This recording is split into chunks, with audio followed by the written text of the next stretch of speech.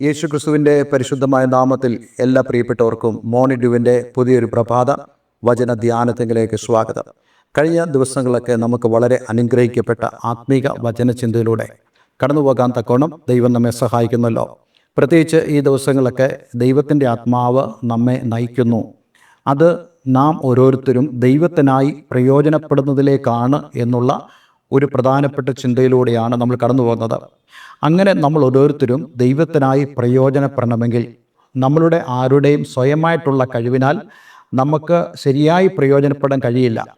അപ്പോൾ ആ ഒരു പ്രശ്നത്തെ മറികടക്കുവാൻ, അതായത് നമ്മുടെ ബലഹീനതകളെയോ നമ്മുടെ പോരായ്മകളെയോ ഒക്കെ മറികടന്നുകൊണ്ട് ഏറ്റവും നന്നായി മികച്ച രീതിയിൽ ദൈവത്തിനായി പ്രയോജനപ്പെടുവാൻ ദൈവത്തിൻ്റെ ആത്മാവ് തൻ്റെ വരങ്ങൾ നൽകി നമ്മെ അനുഗ്രഹിക്കുന്നു.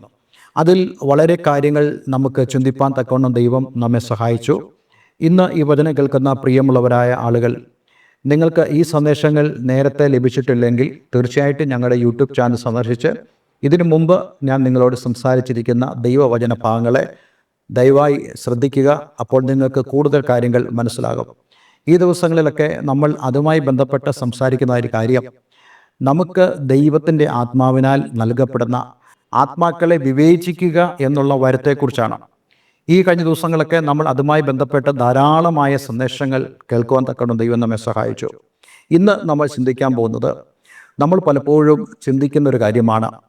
അനേക ആളുകളും പ്രത്യേകിച്ച് ദൈവത്തിൻ്റേതെന്ന് പറഞ്ഞ് അല്ലെങ്കിൽ ദൈവത്തിൻ്റെ നാമത്തിൽ എന്ന് പറഞ്ഞ് വന്ന് പ്രവചിക്കുന്നവരായ ആളുകൾ, സംസാരിക്കുന്നവരായ ആളുകൾ, വചനം പ്രസംഗിക്കുന്നവരായ ആളുകൾ, ഉപദേശിക്കുന്നവരായ ആളുകൾ, അവർ എല്ലാവരും തന്നെ ദൈവത്തിൽ നിന്നാണോ? അവർ പറയുന്ന സന്ദേശം ശരിയാണോ? അതായത് പലപ്പോഴും നമുക്ക് നല്ല വചനങ്ങളായിട്ടും നല്ല സന്ദേശങ്ങളുമായിട്ടും അവർ ഉണ്ടാക്കുന്നതായ ആംബിയൻസ് അല്ലെങ്കിൽ അവർ ഉണ്ടാക്കുന്നതായ ആ ആത്മീയമായ പശ്ചാത്തലം പലപ്പോഴും നമുക്ക് നല്ലതായിട്ട് തോന്നാറുണ്ട്. എന്നാൽ ആത്യന്തികമായി നമ്മുടെ ജീവിതത്തിൽ അത് വളരെയധികം നിരാശയും അതേപോലെ തന്നെ വിപരീതമായ കാര്യങ്ങൾ സംഭവിക്കുമ്പോൾ അത് ദൈവത്തിൽ നിന്നാണോ എന്ന് നമുക്ക് എങ്ങനെയാണ് പരിശോധിച്ച് അറിയുവാൻ സാധിക്കുന്നത് തുടങ്ങിയ കാര്യങ്ങളാണ് നമ്മൾ ഇന്ന് ചിന്തിക്കുവാൻ ആഗ്രഹിക്കുന്നത്. അതുമായി ബന്ധപ്പെട്ട് അപ്പോസ്തല പ്രവൃത്തിയുടെ പുസ്തകം 13-ാം അധ്യായം അതിൻ്റെ 6 മുതലുള്ള വാക്യങ്ങളിൽ കാണുന്നതായ സംഭവം നമുക്ക് ഈ കാര്യത്തെക്കുറിച്ച് കൂടുതലായി പഠിക്കുവാൻ തക്കവണ്ണം ദൈവം ഇടയാക്കി തീർക്കും. ഞാൻ ആ ഒരു വേദഭാഗത്തിലേക്ക് നിങ്ങളെ നയിക്കുന്നു. അപ്പോസ്തല പ്രവൃത്തി 13-ാം അധ്യായം അതിൻ്റെ 6 മുതൽ.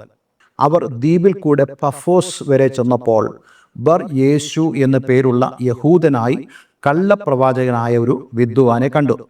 അവൻ ബുദ്ധിമാനായി സെർഗ്യോസ് പൗലൂസ് എന്ന ദേശാധിപതിയോടുകൂടെ ആയിരുന്നു. അവൻ ബർന്നബാസിനെയും ശൗലിനെയും വരുത്തി ദൈവവചനം കേൾപ്പാൻ ആഗ്രഹിച്ചു. എന്നാൽ എലീമാസ് എന്ന വിദ്വാൻ, ഇതാകുന്നു അവൻ്റെ പേരിൻ്റെ അർത്ഥം, അവരോട് എതിർത്ത് നിന്ന് ദേശാധിപതിയുടെ വിശ്വാസം തടുത്തു കളവാൻ ശ്രമിച്ചു. അപ്പോൾ പൗലോസ് എന്നു പേരുള്ള ശൗൽ പരിശുദ്ധാത്മപൂർണനായി അവനെ ഉറ്റുനോക്കി, ഹേ സകല കപടവും സകല ധൂർത്തും നിറഞ്ഞവനെ, പിശാചിൻ്റെ മകനെ, സർവ്വനീതിയുടെയും ശത്രുവേ, കർത്താവിൻ്റെ നേർവഴികളെ മറിച്ചു കളയുന്നത് നീ മതിയാക്കുകയില്ലയോ? ഇപ്പോൾ കർത്താവിൻ്റെ കൈ നിന്റെ മേൽ വീഴും. നീ ഒരു സമയത്തേക്ക് സൂര്യനെ കാണാതെ കുരുടനായിരിക്കും എന്ന് പറഞ്ഞു. ഉടനെ ഒരു തിമിരവും ഇരുട്ടും അവൻ്റെ മേൽ വീണു. കൈപിടിച്ച് നടത്തുന്നവരെ തിരിഞ്ഞുകൊണ്ട് അവൻ തപ്പി നടന്നു. ഈ ഉണ്ടായത് ദേശാധിപതി കണ്ടിട്ട് കർത്താവിൻ്റെ ഉപദേശത്തിൽ വിസ്മയിച്ച് വിശ്വസിച്ചു. ഇത് വളരെയധികം പ്രധാനപ്പെട്ട ഒരു സംഭവമാണ്. അപ്പോസ്തലനായ പൗലോസിൻ്റെയും ബർന്നബാസിൻ്റെയും മിഷണറി യാത്രയിൽ ഉണ്ടായിരുന്ന കാര്യം. ഇവിടെ നമുക്ക് കാണാൻ സാധിക്കുന്ന വ്യക്തി, ആദ്യത്തെ വ്യക്തി എന്ന് പറയുന്നത് ബർ യേശു എന്ന് പേർ പറയപ്പെടുന്നതായ ഒരു കള്ളപ്രവാചകൻ. അദ്ദേഹത്തെ ഇവിടെ വിദ്വാൻ എന്ന് വിളിക്കുന്നുണ്ട്. സോഴ്സറർ എന്നാണ് ഇംഗ്ലീഷിൽ അതിനെക്കുറിച്ച് പറഞ്ഞിരിക്കുന്നത്. അതേപോലെ തന്നെ നമുക്ക് ഇദ്ദേഹത്തിൻ്റെ ആ പേരിൻ്റെ അർത്ഥം യേശുവിൻ്റെ മകൻ എന്നുള്ള അർത്ഥമായിരുന്നു ഉണ്ടായിരുന്നത്. അതായത് അദ്ദേഹത്തെ കാണുന്നതായ ആളുകൾ എന്താ ചിന്തിക്കുന്നത്? ഇദ്ദേഹം യേശുക്രിസ്തുവിനെ പ്രതിനിധീകരിക്കുന്നു എന്ന് മാത്രമല്ല, അദ്ദേഹത്തിൻ്റെ വാക്കുകൾ, അദ്ദേഹത്തിൻ്റെ പ്രവചനങ്ങൾ അത് ജനത്തിന് ബോധ്യമാകും വേണം താൻ പ്രവചിക്കുവാൻ ശ്രമിച്ച ഒരു വ്യക്തിയാണ്. പക്ഷേ വിശുദ്ധ വേദപുസ്തകത്തിൽ ലൂക്കോസ് എന്ന ആ ദൈവദാസൻ ഈ അപ്പോസ്തല പ്രവൃത്തിയുടെ പുസ്തകം എഴുതുമ്പോൾ ഇവനെ കള്ളപ്രവാചകൻ എന്ന് വിളിക്കുന്നു. അവൻ്റെ പേര് യേശുവിൻ്റെ മകൻ ബർ യേശു എന്നാണെങ്കിലും അവൻ ഒരു കള്ളപ്രവാചകനാണെന്ന് ലൂക്കോസ് സാക്ഷ്യപ്പെടുത്തുകയാണ്. എന്തുകൊണ്ടാണ് അല്ലെങ്കിൽ എങ്ങനെയാണ് ഈ മനുഷ്യൻ ഒരു കള്ളപ്രവാചകൻ എന്ന് അവർക്ക് പറയാൻ സാധിച്ചത്? നമുക്കെല്ലാവർക്കും അറിയാവുന്ന ഒരു കാര്യമാണ്, അന്നത്തെ ഈ റോമൻ സാമ്രാജ്യം എന്ന് പറയുന്നത് ജാതീയമായിട്ടുള്ള അല്ലെങ്കിൽ ദൈവത്തിൽ നിന്നും അകന്നതായ, ജീവനുള്ള ദൈവത്തെ അറിയാത്തതായ ആചാരങ്ങളും അനുഷ്ഠാനങ്ങളും കൊണ്ട് അന്ധകാരത്തിൽ കിടന്നതായ ഒരു സാമ്രാജ്യമായിരുന്നു. പ്രത്യേകിച്ച് നമ്മളിവിടെ പറയുന്നതായ ഈ സൈപ്രസിൻ്റെ വെസ്റ്റ് ഭാഗത്താണ് ഈ പഫോസ് എന്ന ദ്വീപ് സ്ഥിതി ചെയ്യുന്നത്.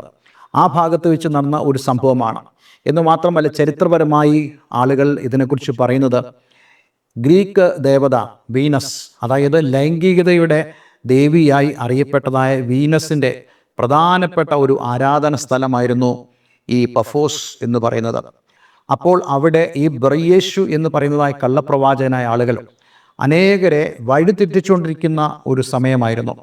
അവൻ താൻ യേശുവിൻ്റെ മകനാണെന്ന് പ്രഖ്യാപിച്ചുകൊണ്ട് അദ്ദേഹം സത്മാർഗങ്ങളെയൊക്കെ ഉപദേശിച്ച് മുന്നോട്ട് പോകുമ്പോൾ തന്നെ അവൻ്റെ ഉള്ളിൽ വ്യാപരിക്കുന്നതായ പിശാചിൻ്റെ ലക്ഷ്യം ജീവനുള്ള ദൈവത്തിൻ്റെ സുവിശേഷം അവിടെ ശോഭിക്കരുത് എന്നുള്ളതാണ്. അതിൻ്റെ ഒരു പ്രധാനപ്പെട്ട എവിഡൻസ് ആണ് നമുക്കിവിടെ കാണാൻ സാധിക്കുന്നത്. അങ്ങനെയാണെങ്കിൽ ഈ പഫോസ് എന്ന ദേശത്ത് അനേക ദൈവദാസന്മാർ കടന്നു വന്ന് പ്രവർത്തിക്കാൻ ശ്രമിച്ചതായ സ്ഥലമായിരിക്കും. പക്ഷേ അവിടെയുള്ള ആളുകൾ ദൈവവചനം കേൾക്കണം എന്ന് ആഗ്രഹിച്ചാൽ പോലും ശരിയായിട്ട് കേൾക്കുവാനോ തീരുമാനമെടുക്കാനോ കഴിയാതെ വണ്ണം ഈ വ്യക്തി, ഇതുപോലുള്ള വ്യക്തികൾ അവിടെ ഉണ്ടായിരുന്നു എന്നുള്ളത് നമുക്ക് ഈ വേദഭാഗത്ത് നിന്നും ഗ്രഹിക്കുവാൻ സാധിക്കും. ഇന്നും അങ്ങനെയല്ലേ നമുക്ക് കാണാൻ സാധിക്കുന്നത്? ദൈവവചനം നമ്മൾ ഒരു വ്യക്തിയോട് സംസാരിച്ചുകൊണ്ടിരിക്കുമ്പോൾ തന്നെ അല്ല, സംസാരിച്ചതിന് ശേഷം ആ കേട്ടതായ സുവിശേഷത്തെ മറിച്ച് കളയുന്നതായ ആളുകൾ ഇന്ന് നമുക്ക് കാണാൻ സാധിക്കുന്നുണ്ട്. ഞാൻ നിങ്ങളോട് പറയട്ടെ, ഒരുപക്ഷെ നിങ്ങൾക്ക് അല്ലെങ്കിൽ സുവിശേഷം കേട്ട് അതിനെ മറിച്ച് കളയുന്നതായ ആളുകൾക്ക് നിത്യജീവൻ വേണ്ട, യേശുവിനെ വേണ്ട, അവർക്ക് സ്വർഗത്തിൽ പോകണ്ട, ഓക്കെ, അവർ അങ്ങനെ നശിച്ചോട്ടെ. പക്ഷേ മറ്റുള്ളവർ ദൈവകൃപയിലേക്കും കർത്താവ് യേശുക്രിസ്തുവിൻ്റെ സ്നേഹത്തിലേക്കും വരുന്നതിന് നമ്മൾ തടസ്സം ചെയ്താൽ ആ തടസ്സം എത്രത്തോളം നമുക്ക് വിനയായി തീരും, എത്രത്തോളം നമുക്ക് നാശമായി തീരും എന്ന് തെളിയിക്കുന്നതായ സംഭവം കൂടിയാണ് ഈ അപ്പോസ്തല പ്രവൃത്തി 13:6 മുതലുള്ളതായ കാര്യങ്ങൾ. ഞാൻ ഈ ഒരു വേദഭാഗം ചിന്തിച്ചപ്പോൾ അതിൻ്റെ ആ ഗൗരവം അതെത്രത്തോളം ഉള്ളതാണെന്ന് എനിക്ക് ഗ്രഹിപ്പാൻ സാധിച്ചു.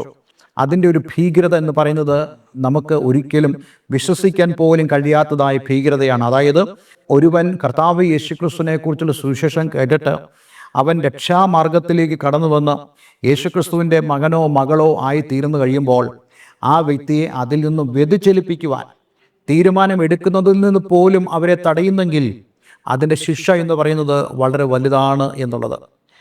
നോക്കൂ, ഇവിടെ നമുക്ക് കാണാൻ സാധിക്കുന്നു ഈ ബർയേശു എന്നുള്ള ആ മനുഷ്യൻ, അദ്ദേഹം അന്നത്തെ അവിടുത്തെ ദേശാധിപതിയായിരുന്ന സെർഗ്യോസ് പൗലൂസ് എന്ന പേരുള്ള, അതായത് അവിടുത്തെ ഗവർണറായിരുന്ന ആ വ്യക്തിയുടെ ഒരു ഉപദേശകനായിരുന്നു ഈ ബർയേശു എന്നാണ് പറയപ്പെടുന്നത്. അപ്പോൾ അങ്ങനെയാണെങ്കിൽ ഇവിടെ നമുക്ക് കാണാൻ സാധിക്കുന്നത് ഈ സെർഗ്യോസ് പൗലൂസിനെ കുറിച്ചും ബർന്നബാസിനെ കുറിച്ചും കേട്ടു. എന്നിട്ട് ആളയച്ച് അവരോട് പറഞ്ഞു, നിങ്ങൾ എൻ്റെ അടുക്കിലേക്ക് കടന്നു വന്ന് എനിക്ക് ദൈവവചനം പറഞ്ഞു തരണം, എനിക്ക് ദൈവവചനത്തിൽ നിന്ന് കേൾക്കാൻ വളരെ ആഗ്രഹമുണ്ട് എന്ന് ആ വ്യക്തി പൗലോസിനോടും ബർന്നബാസിനോടും പറയാനിടയായി തീർന്നു. നമുക്കറിയാം, ഈ പൗലോസിൻ്റെയും ബർന്നബാസിൻ്റെയൊക്കെ മിഷണറി യാത്രയിൽ അവരുടെ ശുശ്രൂഷയുടെ ഒരു രീതി എന്ന് പറയുന്നത്, ഏത് സ്ഥലത്ത് അവർ ചെല്ലുന്നോ അവിടെ ഒരു യഹൂദ സിനഗോഗ് ഉണ്ടെങ്കിൽ ആ സിനഗോഗിലേക്ക് കടന്നു ചെന്ന് അവിടെ ദൈവവചനം പഠിപ്പിക്കുകയും ദൈവത്തിൻ്റെ വചനത്തിൻ്റെ ആ ഒരു യഥാർത്ഥമായ വഴി എന്താണെന്ന് അവർക്ക് ബോധ്യപ്പെടുത്തുകയും ചെയ്യും. പൗലോസിൻ്റെ ശുശ്രൂഷയിൽ നമുക്ക് കാണാൻ സാധിക്കുന്നുണ്ട്, പഴയ നിയമത്തിൽ പറയപ്പെട്ടതായ കർത്താവ് യേശുക്രിസ്തുവിനെ കുറിച്ച് പുതിയ നിയമവുമായി ബന്ധപ്പെട്ട് ആ യേശുക്രിസ്തു എന്താണ് മാനവകുലത്തിന് വേണ്ടി ചെയ്തത്. പഴയ നിയമത്തിലുള്ള അവരുടെ പിതാക്കന്മാർ മോശെ അല്ലെങ്കിൽ ജോസഫ് തുടങ്ങിയതായ അനേക ദൈവമക്കൾ എല്ലാവരും തന്നെ യേശുക്രിസ്തുവിൻ്റെ ശുശ്രൂഷക്കാരായിരുന്നു. ഒക്കെ അവർ പ്രസ്താവിച്ച് യഹൂദന്മാരെ വിശ്വാസത്തിലേക്ക് കൊണ്ടുവരുന്നതായ ഒരു ശുശ്രൂഷയായിരുന്നു ഈ പൗലോസിൻ്റെയും ബർന്നബാസിൻ്റെയും. ഒരു പക്ഷേ ഞാൻ വിശ്വസിക്കുന്നു ഇപ്രകാരമുള്ള ഈ ദൈവവചന പഠനത്തിൻ്റെ ചില കാര്യങ്ങളൊക്കെ ഈ സെർഗ്യോസ് പൗലോസിന് ലഭിച്ചു കാണാം. അതുകൊണ്ട് അദ്ദേഹത്തിന് പൂർണ്ണമായി ഇത് കേൾക്കുവാൻ ആഗ്രഹമുണ്ട്. അല്ലെങ്കിൽ ദൈവം സെർഗ്യോസ് പൗലോസിന് വേണ്ടി ചില വാതിലുകൾ തുറന്നു കൊടുക്കുന്നു. അദ്ദേഹം തന്നെ റിക്വസ്റ്റ് ചെയ്യുന്നു പൗലോസിനോടും ബർന്നബാസിനോടും, നിങ്ങൾ എൻ്റെ അടുക്കൽ കടന്നു വന്ന് ഈ ദൈവവചനം ശുശ്രൂഷിക്കണം എന്നുള്ളത്. നോക്കൂ, ഇവിടെ എന്താണ് സംഭവിച്ചത്? ദൈവവചനം ശുശ്രൂഷിക്കുവാൻ ഈ അപ്പോസ്തലന്മാർ അല്ലെങ്കിൽ ബർന്നബാസും ശൗലും വന്നപ്പോൾ ഈ എലിമസ് എന്ന വിദ്വാൻ അവരോട് എതിർത്ത് നിന്ന് ദേശാധിപതിയുടെ വിശ്വാസം തടുത്തു കളവാൻ ശ്രമിച്ചു. അപ്പോൾ പൗലോസ് എന്താ സംഭവിച്ചത്? പൗലോസ് എന്ന പേരുള്ള ശൗൽ പരിശുദ്ധാത്മപൂർണനായി. അതായത് നമ്മൾ ഓരോരുത്തരും പരിശുദ്ധാത്മാവിൻ്റെ ആ പൂർണ്ണതയിൽ നിൽക്കുമ്പോഴാണ് നമുക്ക് ആത്മാക്കളെ വിവേചിക്കാൻ കഴിയുന്നത്. പൗലോസ് ആത്മാവിൻ്റെ ആ പൂർണ്ണതയിൽ അവൻ നിന്നു. നമുക്ക് അങ്ങനെയുള്ള ഒരു ജീവിതമാണ് നയിക്കേണ്ടത്, പരിശുദ്ധാത്മാവിനാൽ നിറഞ്ഞൊരു ജീവിതം. അങ്ങനെ പരിശുദ്ധാത്മാവിനാൽ നിറയപ്പെട്ടതായ പൗലോസ് ഈ ബർയേശു അല്ലെങ്കിൽ എലീമാസ് എന്ന് പറയുന്ന ആ വ്യക്തിയെ ആത്മീയമായി വിവേചിച്ചു. എന്താ സംഭവിച്ചത്? നമ്മളിങ്ങനെ വായിക്കുന്നു, പൗലോസ് ഈ എലീമാസിനെ അല്ലെങ്കിൽ ബർയേശുവിനെ ഉറ്റുനോക്കി, ഹേ സകല കപടവും സകല ധൂർത്തും നിറഞ്ഞവനെ, പിശാചിൻ്റെ മകനെ, സർവ്വനീതിയുടെയും ശത്രുവേ, കർത്താവിൻ്റെ നേർവഴികളെ മറിച്ച് കളയുന്നത് നീ മതിയാക്കുകയില്ലയോ? അതിനർത്ഥം അനേകരുടെ വിശ്വാസം തടുത്തു കളഞ്ഞതായ ഒരു വ്യക്തിയാണ് ഈ ബർയേശു. അദ്ദേഹം നല്ല രീതിയിൽ സംസാരിച്ചു എന്നുള്ള രൂപേണ, അനേകർക്ക് നല്ല വാർത്ത കൊടുത്തു എന്നുള്ള രൂപേണ സത്യവിശ്വാസത്തെ മറിച്ച് കളയുന്നതായ ഒരു പ്രവർത്തന രീതിയായിരുന്നു ഈ ബർയേശുവിൻ്റെത്. ഇപ്പോൾ കർത്താവിൻ്റെ കൈ നിന്റെ മേൽ വീഴും, നീ ഒരു സമയത്തേക്ക് സൂര്യനെ കാണാതെ കുരുടനായിരിക്കും എന്ന് പറഞ്ഞ് ഉടനെ ഒരു തിമിരവും ഇരുട്ടും അവൻ്റെ മേൽ വീണു. കൈപിടിച്ച് നടത്തുന്നവരെ തിരിഞ്ഞുകൊണ്ട് അവൻ തപ്പി നടന്നു. ഈ ഉണ്ടായത് ദേശാധിപതി കണ്ടിട്ട് കർത്താവിൻ്റെ ഉപദേശത്തിൽ വിസ്മയിച്ച് വിശ്വസിച്ചു. നോക്കൂ എന്താ സംഭവിച്ചത്. ഞാൻ ഈ വിധഭ വായിക്കുമ്പോൾ പെട്ടെന്ന് പൗലോസിൻ്റെ ഒരു അനുഭവം തന്നെ എനിക്ക് ഓർമ്മ വരുന്നുണ്ട്. പൗലോസ് ദമാസ്കസിലെ ക്രിസ്ത്യാനികളെ ഉപദ്രവിക്കാൻ വേണ്ടി അവൻ ദമാസ്കസിൻ്റെ പടിവാതിൽക്കൽ ചെന്നപ്പോൾ ഇതേപോലെ തന്നെ സൂര്യനെ കാണാതെ വണ്ണം അവൻ്റെ കണ്ണുകൾ അന്ധമായ ഒരു സാഹചര്യം നമുക്ക് കാണാൻ സാധിക്കുന്നുണ്ട്. വാസ്തവത്തിൽ ഇതൊരു സ്പിരിച്വൽ ഇടപെടലാണ്, ദൈവത്തിൻ്റെ ഒരു ആത്മീയ ഇടപെടലാണ്. അതായത് പൗലോസിൽ ഉണ്ടായിരുന്നതായ അതേ ആ അന്ധകാരവും അതേ ആ സ്പിരിച്വൽ ബ്ലൈൻഡ്നെസ്സും അവൻ്റെ ശരീരത്തിൽ അനുഭവിക്കാൻ തക്കവണ്ണം ദൈവം ഇടയാക്കി. ഇതേപോലെ തന്നെ ഈ എലീമാസിൻ്റെ അല്ലെങ്കിൽ ഈ ബർയേശുവിൻ്റെ ജീവിതത്തിലുണ്ടായിരുന്ന ആ ആത്മീക അന്ധത അതെത്രത്തോളമാണെന്ന് അവന് ബോധ്യപ്പെടുവാൻ തക്കവണ്ണം ദൈവം അവൻ്റെ ഫിസിക്കൽ ഐസിന്, അവൻ്റെ ശാരീരികമായ കണ്ണിന് ഒരു അന്ധത കൊടുത്തുകൊണ്ട് അത് തെളിയിച്ചു കൊടുത്തു. ഇതേ കാര്യമാണ് ഇവിടെ സംഭവിക്കുന്നത്. പിന്നീട് എലിമസ് ദൈവസനിൽ വന്നോ ഇല്ലയോ എന്നുള്ളത് നമുക്കറിയത്തില്ല. പക്ഷേ ദൈവപ്രവൃത്തിയെ തടുക്കുവാൻ വന്നവനെ ആത്മീയമായി വിവേചിച്ച് അവനെ ശാസിച്ച് അവൻ്റെ മേൽ ദൈവത്തിൻ്റെ ആ ശിക്ഷ വരുത്തിയപ്പോൾ എന്താ സംഭവിച്ചത്? ദൈവത്തിൻ്റെ പദ്ധതി അവിടെ നിറവേറുവാനിടയായി തീർന്നു. അതേ സെർഗ്യസ് പൗലോസ് ക്രിസ്ത്യാനിയായിട്ട് മാറി. അവൻ കർത്താവ് യേശു ക്രിസ്തുവിൽ വിശ്വസിച്ചു. പിന്നീട് ചരിത്രകാരൻ വില്യം റാംസെ രേഖപ്പെടുത്തുന്നുണ്ട്, ഈ സെർഗ്യസ് പൗലോസ് എന്ന പ്രോ-കൗൺസൽ അദ്ദേഹം ഒരു ക്രിസ്ത്യാനിയായിരുന്നു. അദ്ദേഹം മാത്രമല്ല, അദ്ദേഹത്തിൻ്റെ മക്കളും അദ്ദേഹത്തിൻ്റെ കുടുംബം ഒന്നടങ്കം അതേ ക്രിസ്ത്യൻസായിട്ട് മാറി. റോമാ സാമ്രാജ്യത്തിൽ അപ്രകാരമുള്ളവർ വളരെ ചുരുക്കമായിരുന്നു. അപ്പോൾ ചരിത്ര പുസ്തകത്തിൽ പോലും ഈ സെർഗ്യസ് പൗലോസിനെ കുറിച്ചുള്ള അദ്ദേഹത്തിൻ്റെ വിശ്വാസത്തെക്കുറിച്ചുള്ള പരാമർശമുണ്ടെങ്കിൽ നോക്കൂ, അത് ഒഴിവാക്കാനാണ് പിശാച് ശ്രമിച്ചത്. എന്നാൽ ആത്മീയമായി അതിനെ വിവേചിച്ചുകൊണ്ട് അപ്പോസ്തലനായ പൗലോസ് അവിടെ ദൈവിക വിജയം നടപ്പിലാക്കുവാൻ തക്കവണ്ണം ഇടയായി തീർന്നു.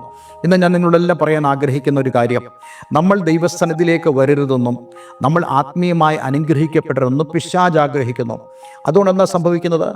നല്ലവരാണെന്നുള്ള രൂപേണ, നല്ല ഉപദേശം എന്ന രൂപേണ നമ്മെ സഭകളിൽ നിന്ന് മാറ്റുവാനും ആത്മീയമായ ചിന്തകളിൽ നിന്നൊക്കെ മാറ്റുവാനും പിശാച് ശ്രമിക്കുന്നതായ അനേക വ്യക്തികൾ നമ്മുടെ സമൂഹത്തിലുണ്ട്. എന്നാൽ ഞാൻ നിങ്ങളോട് പറയട്ടെ, അവയെല്ലാം തന്നെ ആത്മീയമായി വിവേചിക്കുവാനും അവരുടെ ഉപദേശങ്ങളിൽ നിന്നൊക്കെ മാറി നിൽക്കുവാനും ദൈവവചനത്തിൻ്റെ ആ ഒരു കൃത്യത പുലർത്തിക്കൊണ്ട് ആത്മീയമായി വിവേചിച്ച് നമുക്ക് ജീവിക്കാൻ സാധിക്കണം. ഇത് നമുക്ക് കഴിയുന്നത് നമ്മളുടെ പരിശ്രമം കൊണ്ടല്ല, മറിച്ച് ദൈവത്തിൻ്റെ ആത്മാവ് ആ ആത്മീയമായി വിവേചിക്കാൻ നമുക്ക് തരുന്നതായ ആ വരനിമിത്തമാണ്. ഞാൻ പൂർണ്ണമായി വിശ്വസിക്കുന്നു, എല്ലാവർക്കും ഇത് കൊടുക്കുവാൻ ദൈവം വിശ്വസ്തനാണ്.